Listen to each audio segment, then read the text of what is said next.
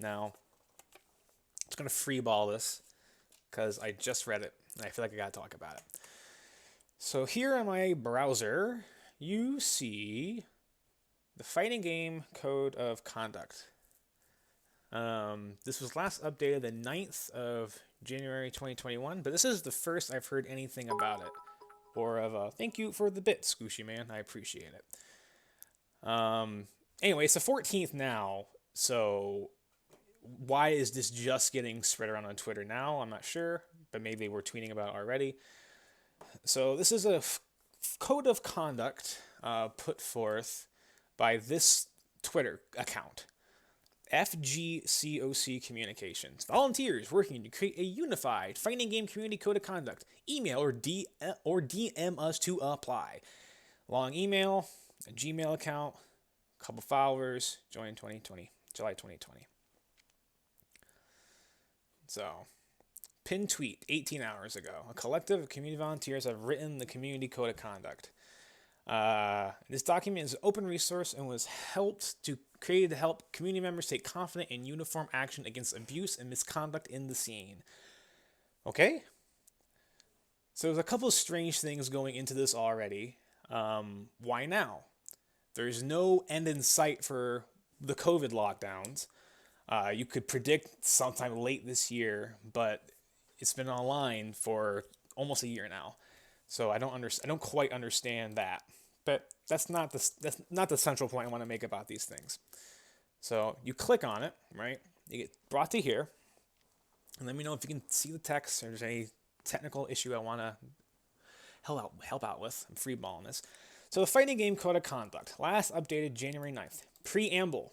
This is the Fighting Game Community Code of Conduct. Its goal is simple: to create a safer FGC in which more people can enjoy the fun, exciting, grassroots spirit of our community. It was put together by community volunteers. Okay, so this thing is put together by community volunteers, which is already some weird language. Who is that? I made a tweet about it. I'm like, is that lawyers, Redditors, community, competitive players, commentators? Like, what does that mean? This is reviewed by other community volunteers. So a group you don't necessarily know, reviewed by another group you don't necessarily know, and agreed to by community leaders. Okay? Who is your leader? It applies to all the players, tournament organizers, staff, streamers, commentators, posters, chatters, and so on, who can attend, run, or use the tournaments. Discord servers or other community gathering places have signed on to enforce it. So this is a set of conduct and rules for what is implying by the language tournament organizers, so maybe some in-person interactions happening, but also online. You gotta be squeaky clean online too. Hello Yin, community leader. And now Discord servers. Now again, this could be all talk. Who knows? But it's trying to set a global, like literally global set of rules on being an FGC player. That's how I'm reading it. In the wake of so many recent examples of abuse, bigotry, and other bad actions in our scene, vague language, we must recognize that we have not done enough to keep our community members safe. Previously, we've only relied on individual tournament organizers and professional tours to conduct their own disciplinary actions. So more disciplinary actions, if you're not familiar, more recently, online ladders are like penalizing people or banning people based on dumb shit they've said online. Okay, that's a competitive tour, is a standard they want to promote. And but then there's more serious allegations, like allegations of rape and stuff like that exist in the FGC, and they pretty much get publicly like thrust out by TOs. Especially, there's usually something on Twitter about it too. But the people that need to go, yes, but universal global rule. Anyway, I got off track. Okay. Unfortunately, this kind of piecemeal approach not only unfairly places too big a burden on those TOs, it also necessarily ends up in decisions that can come across as dogpiling, that can feel inconsistent, or that are made by people who you may not even know. We hope that this code of conduct created by the community to be enforced quickly and uniformly by a diverse committee of community members will solve these problems. Strange comma. Please read the rest of the document, which we've tried to write in a way that doesn't take a law degree to get through. Remember, these rules will apply to everyone in the FGC. Remember, these rules will apply to everyone in the FGC. Me, you, your best friend, the top ladder guy, scrub monster number 3, everyone. So make sure that you understand them. And if you have any questions, please feel to strike up a conversation at our Gmail right here. So then we get into some of the meat of this document, which there's a lot of. Section 1, authority. Article 1, verse 1, or whatever. I don't know the jargon, sorry. 1.1, code of conduct. This is the Fighting Game Community Code of Conduct, a set of rules that hope to promote better behavior in the fighting game community as agreed upon by the FGC event organizers, tournament organizers, online chat server coordinators, and you're going to see this trend continue in this document, web platform providers, broadcasters, games rights holders, and the all-inclusive other community leaders named below, and so before I get to the signatory part, holy crap, that's so much things to agree upon. So many people, moving parts, event organizers, tournament organizers, online chat server coordinators, a dude with a Discord has say in this, web platform providers, broadcasters, spooky, not has any shade on spooky, first one that came to mind, games rights holders, and other community leaders named below, which we are calling the signatories. This word is going to appear often again now. So you're going to get a huge list and then some weird thing, which we're calling the signatories. This is, for lack of a better term, this is like the Illuminati. And I hate using that word because it's overplayed in memes, but it's the best way in my head to say this. And I just want to point out one little thing. The first time you're introduced to this word, the S is capitalized. That's intentional. They want to apply that kind of authority on it. You capitalize the signatories. Understand? They're adding added importance to this group subliminally. Be aware. This code of conduct will be governed by a so-called governing body, tasked with creating, enforcing, and updating both this code of conduct and its own rules. We gotta get people in here. They're gonna enforce the rules. They're gonna make more rules. And they're gonna uphold the rules. We need rules, rules, rules, rules. We're getting it done, guys. Okay, so that's the first paragraph, right? So 1.2, application. So this code of conduct applies to and against all the people we're calling participants. So I guess this is what they're calling participants. Attendees, users, players, players, tournament organizers, event organizers, again, the huge ass list, organizers, staff, volunteers, owners, sponsors, advertisers, signatories, capital S again, and anyone else who attends, operates, or uses any in-person or online events or spaces run by any signatories, which we're calling signatory spaces. The signatories will enforce this code of conduct in signatory spaces and will abide by any other disciplinary actions taken by the governing body. You might get banned from tourneys for this. It's the pursuit of truth, my guy. This is the truth I think I need to pursue, so I'm doing it. And hopefully you will too. Anyway, okay, so that's a lot, right? A lot of language, a lot of words. So this code applies to everyone, essentially, who interacts with an FGC event or uses any in-person or online events run by signatories, which we're calling signatory spaces. So if you're a signatory, if you organize something, it's now a signatory space. We've given this space, because you're a special person, special meaning. The signatories will enforce blah, blah, blah, blah, blah. 1.3, responsibility. All participants will be personally responsible for familiarizing themselves with this code of conduct. Read it. The signatories will be responsible for promoting and posting in easily noticeable places, like your hotel room, your entry badge, the bathroom, your car, your email. Anyway, joking. And where was I? In easily noticeable places, but this code of conduct will apply to all participants, regardless of whether they've actually read it. So upon what this is postulating is that upon your entry to the FGC community, you are following these rules whether you know about it or not. So if you're here, you're here, I guess. 1.4, minimum rules. This code of conduct will be considered the minimum standard rules for any signatory space. This is legal bullshit to allow them to make more rules as they see fit.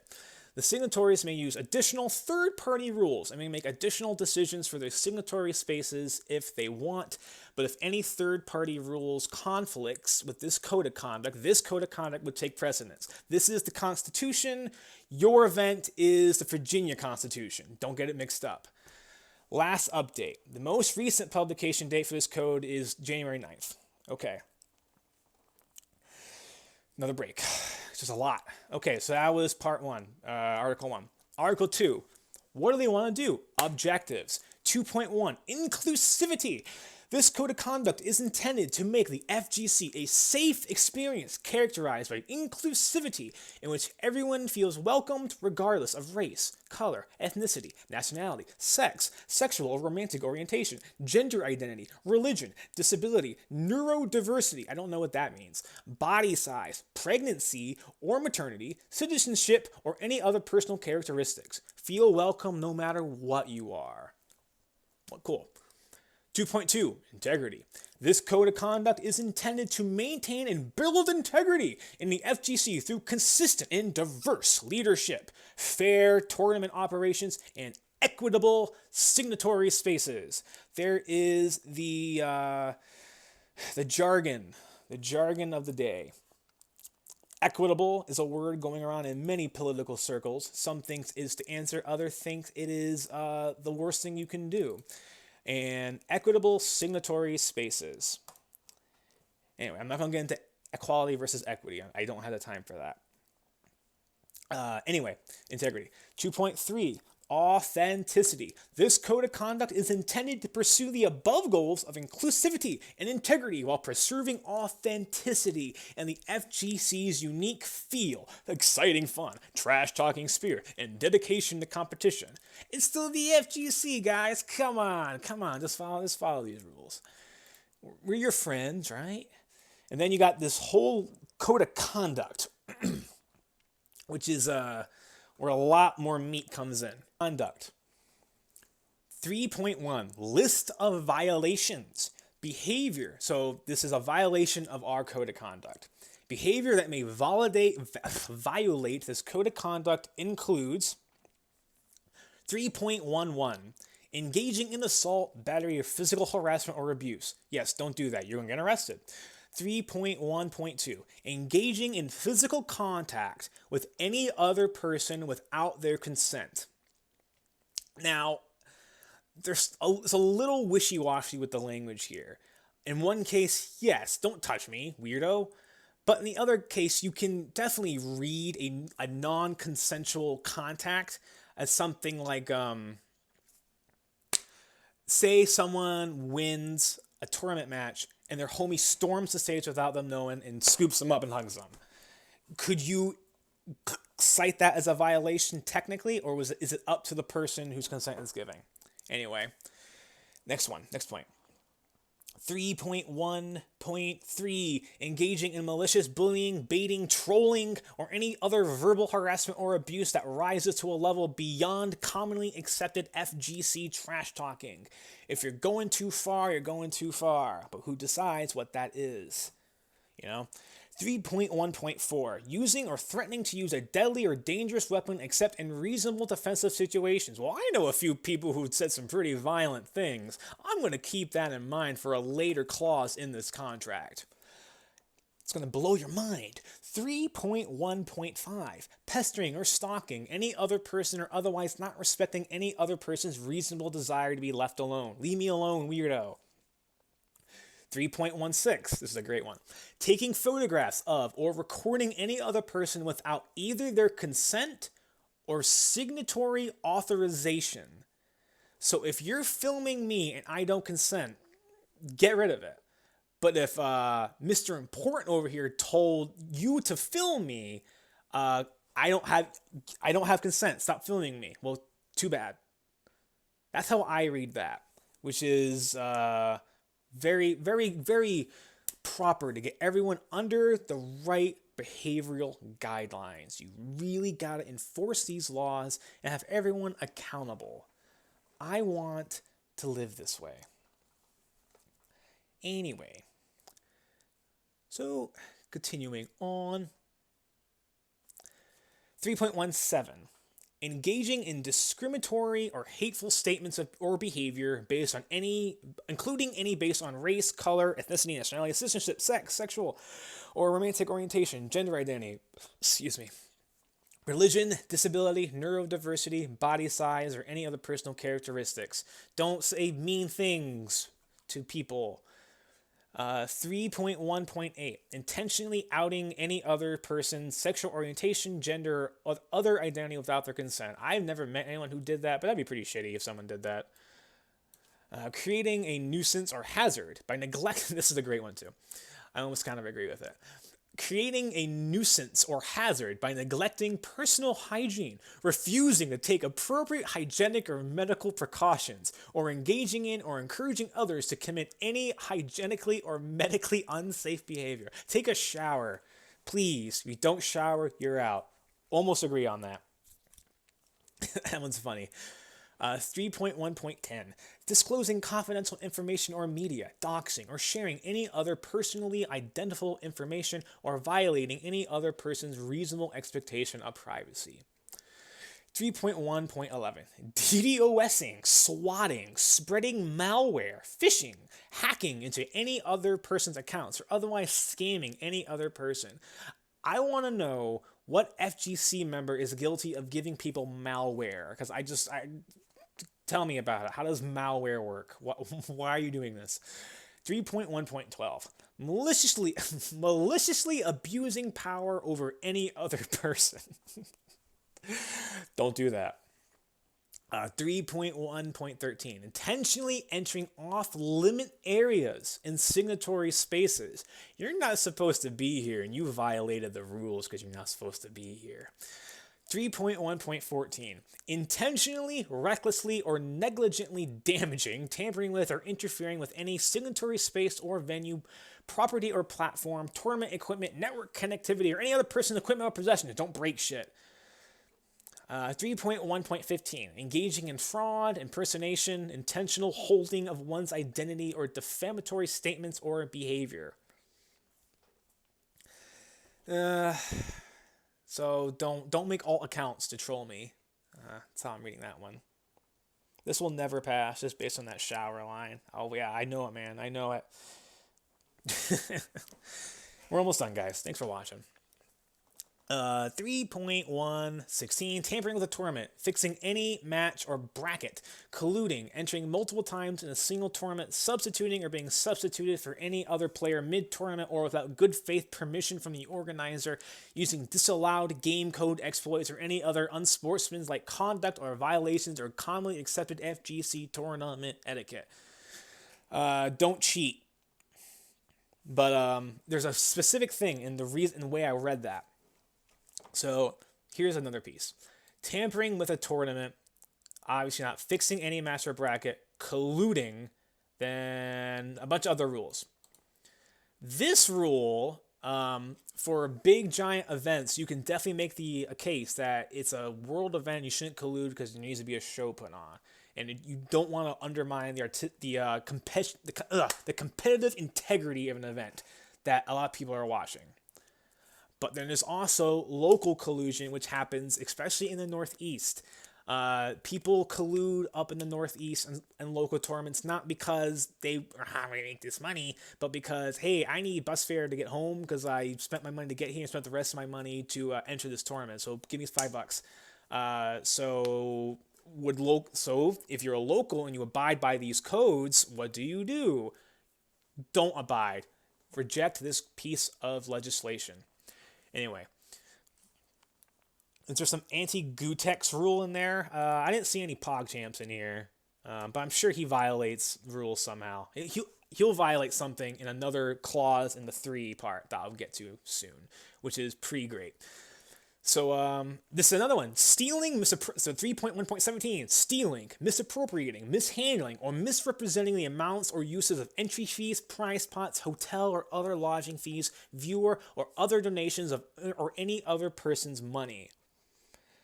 So, don't con people, don't steal people, don't misappropriate funds. But how would signatories know that unless they have access to books? Like, QuickBooks. Obviously, the one person stealing Bob's PlayStation 4 as an isolated incident and you can quickly deal with it. Anyway, 3.1.18. Intentionally causing fear or distress in any other person. Don't scare me. 3.1.19, engaging in any illegal activity or unauthorized infringement of any other person's rights. Okay, 3.1.20, engaging in any violations while under the influence of alcohol or drugs. So if you do not violate the rule and be drunk, because that's a double bad. Anyway, 3.1.21, failing to abide by any applicable third-party rules. Again, now it's a double bad. 3.1.22, advocating for, encouraging, being an accomplice to, or threatening to engage in any other potential violation. Don't be a conspirator there, little Brutus. 3.1.23, evading or attempting to evade any disciplinary action taken under this code of conduct. We will find you and we will enforce the rules. Do not hide. Okay. 3.2, underage participants. Anyone under the age of 16 must be accompanied by an adult guardian when attending an in-person signatory space. Standards of behavior will be higher with or around anyone under the age of 18, meaning behavior that may not otherwise violate this code of conduct may in fact violate it if the target is under 18. Anyone under the age of 18 will be deemed unable to consent, including to sexual activity. It's a very weird rule to read because that means you have to be extra cognizant of your behavior, which you should be anyway with a minor, but it puts that standard on there, but then intentionally doesn't quite define it. So the gap in which it can be applied to is fairly wide, and that means that's more weak points in the story. 3.3, other violations. This list of violations isn't exhaustive. Any other behavior that violates commonly accepted FGC standards or norms or goes against any of the objectives may violate this code of conduct as well. I agree with Cheetos. Please don't do that to minors. Okay. All right, governance. Section 4. 4.1, governing body. The governing body may convert itself into a nonprofit or other legal entity if it feels the need.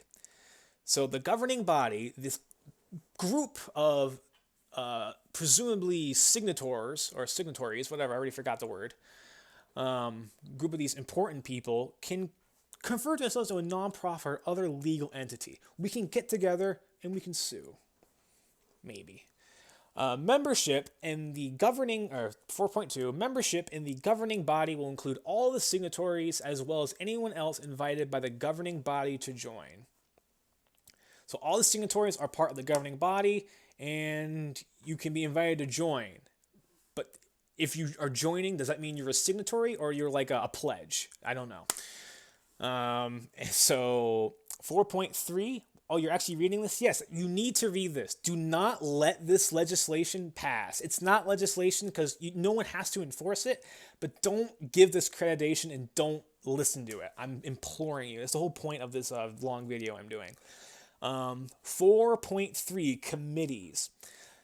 The governing body will have 8 committees: the Moderation Committee, the Investigations Committee, the Code of Conduct Committee, the Tools and Record Keeping Committee. They're going to track you, and they're going to have every chat log and every picture and every other photograph taken you in an event. They're going to keep these informational logs on you. The Legal Committee, the lawyer in case they actually try to fight this thing. The Inclusion and Diversity Committee. What? The Public Relations Committee and the Collegiate Committee. We can donate a $200 scholarship to your kid because he's pretty good at Street Fighter. Maybe it's more. 4.4, meetings. The governing body will have meetings from time to time to decide rules of governance and amendments. So they will be having secret meetings, presumably at majors. And if you find that meetings place, we're going to eject you from the FGC. Remember, you're not allowed to trespass. 4.5, updates. This code of conduct may be updated from time to time by the governing body to better serve the FGC, although any changes to it must remain in line with both the objectives and commonly accepted FGC standards and norms. If the governing body ever does make changes, the signatories will try to notify participants of those changes, but the participants will still be solely responsible for making sure they stay informed about or for abiding by the terms of this code of conduct. You better follow the rules. Now, I admittedly have not read too much into Part 5 because there's just a lot of crap to chew on here. So, investigation, adjudication, and enforcement. So, make it palatable for big sponsors. Conduct may include but are not limited to. So, if you fuck up, they're included but not limited to warnings, refusal of entry or use, can't enter, disqualifications, get out of the tournament, suspensions, leave for a month, bans, goodbye, prize forfeitures, give us that money back, referrals to venue security or platform administrators, which won't have anything to do, won't work unless you're being violent. Referrals, so don't be violent. Referrals to law enforcement or other authorities, yeah, okay. Community boycotts. Community boycotts. We're going to boycott this shit. Boycott them. Gutex boycotted. PogChamp's dead. Or is it? And so on. Participants who receive disciplinary action under this code of conduct will not be entitled to any refunds or repayments. So if we ban you, you're not getting your money back. How does that work? 5.2, criteria. Decisions regarding violations of this code of conduct will be made with the following things in mind. 5.21. Objectives. Disciplinary decisions under this code of conduct will be guided by the spirit of objectives listed above. 5.22. Location. Disciplinary action under this code of conduct can be taken regardless of where violations take place, including not just in signatory spaces, but also in venue areas, hotel rooms, private homes, bars, clubs, social media, public chat platforms, other websites, and so on, with the exception that the governing body will not accept or make decisions based solely on private communication like text messages or direct messages to avoid potential privacy law issues and other legal problems. Your life better have no issue with what we think is right. Understand? Private homes. Reject this legislation. Call it stupid and move on. Do not let them get power. Absolutely. Okay, 5.2.3, time. Because the violations listen, this is the excellent part. Because the violations prohibited by this code of because the violations prohibited by this code of conduct were already obviously bad, and because the goal of this code of conduct is to protect participants now and in the future, these rules are meant to protect you now and in the future.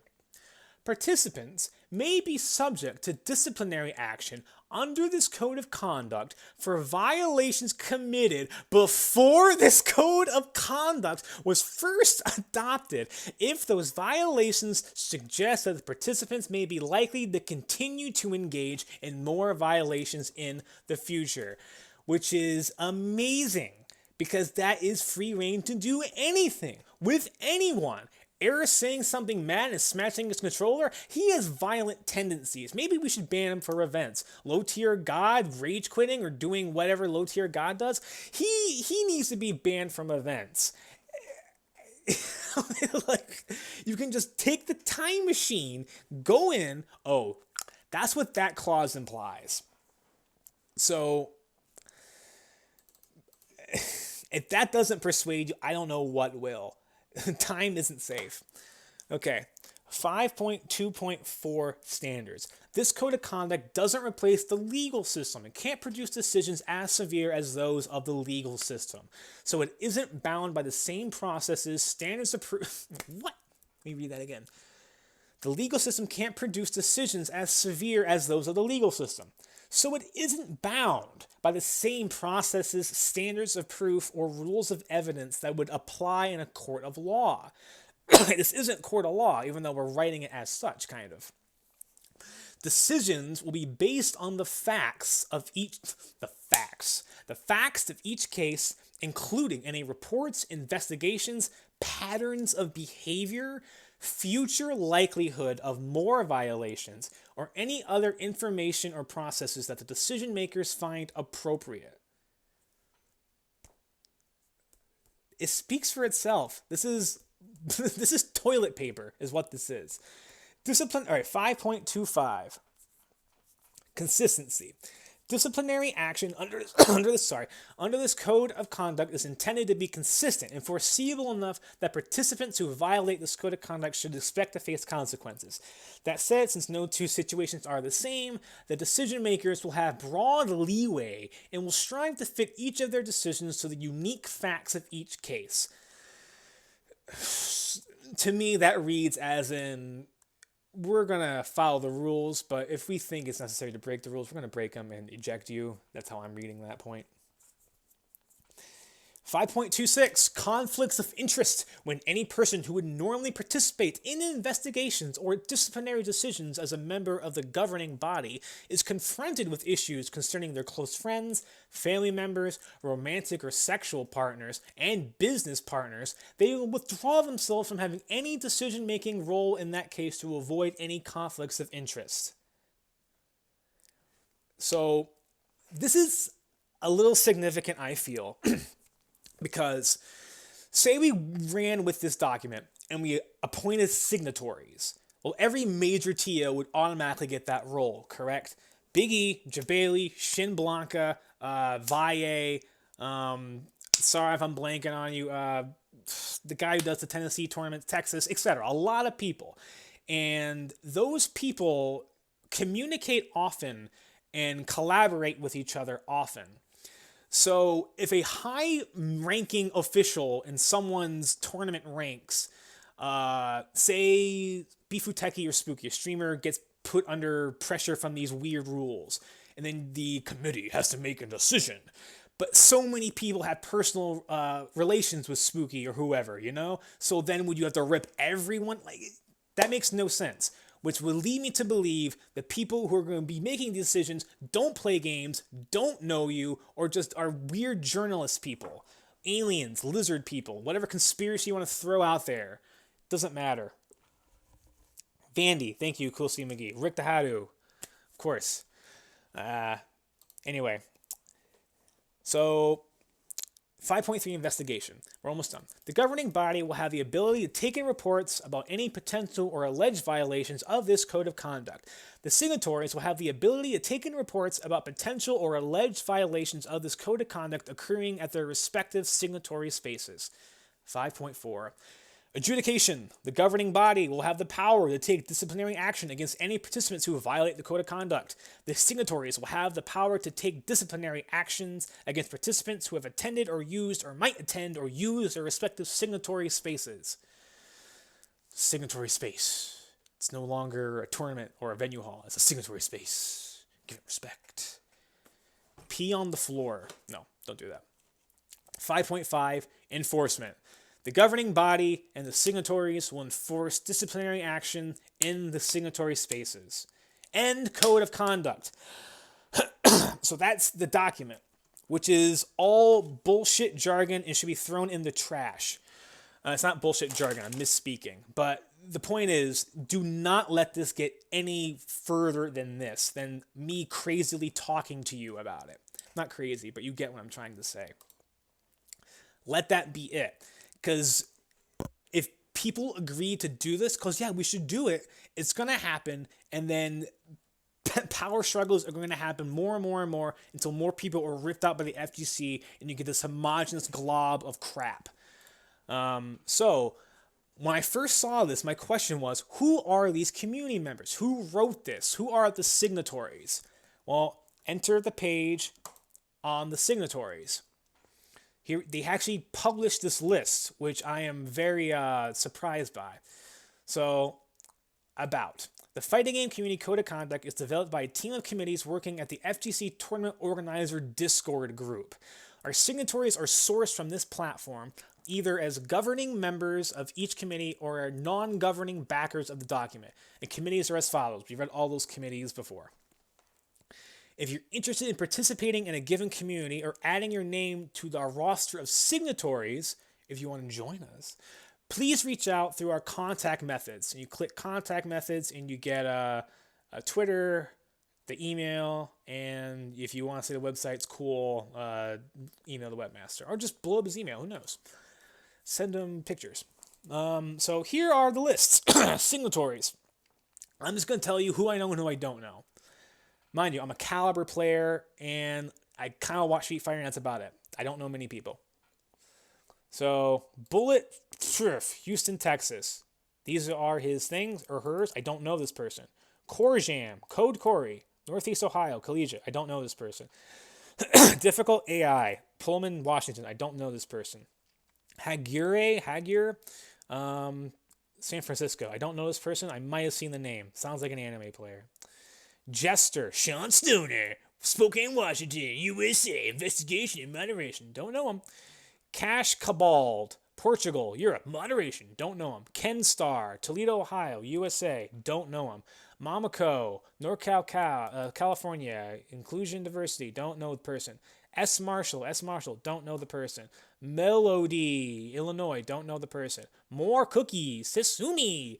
Don't know this person. Mr. Goo, don't know this person. Puppy Swarm, don't know this person. Queen Charlene, don't know this person. Seth, don't know this person. Shibir Itsu, don't know this person. I might have seen that name before, I'm not sure. Snake Eater, don't know this person. Snowy Moogle, don't know this person. Ultra David. Ultra David, I feel, is behind this. Again, not about the conspiracies, but Ultra David, I think, is the principal force in what this is attempting to do. Ultra David has been in the scene for a very long time, and he definitely knows some of the ins and outs and has been in visibility pretty much his whole life. He's a commentator. You know who he is. So I'm looking at the chat, and the name recognition is also low, which leads me to believe we don't know who these people are. So, to wrap it all up, this is going to start getting pushed by these people who want it to happen. You cannot let it happen. Because over there, far out in the future, tournaments are going to be a thing again. And it's going to be great, and we're going to see friends, we're going to catch up, eat some good food, play some games, talk some shit, and it's going to be what we missed and more. But these people want to put limitations and rules and control on that. Because there's nothing to set that standard right now because offline is dead. So offline has to happen. Now, what should we do? Let's make a new set of rules. Okay, I'm gonna make the rules and this, brr, brr. Jokes aside, that is what's happening. You can't let it happen. Preserve the FGC you fell in love with. You shouldn't have to come back to the FGC and feel out of place because that's what the FGC is all about. The kinship, the shit talk, the competition, the highs and lows.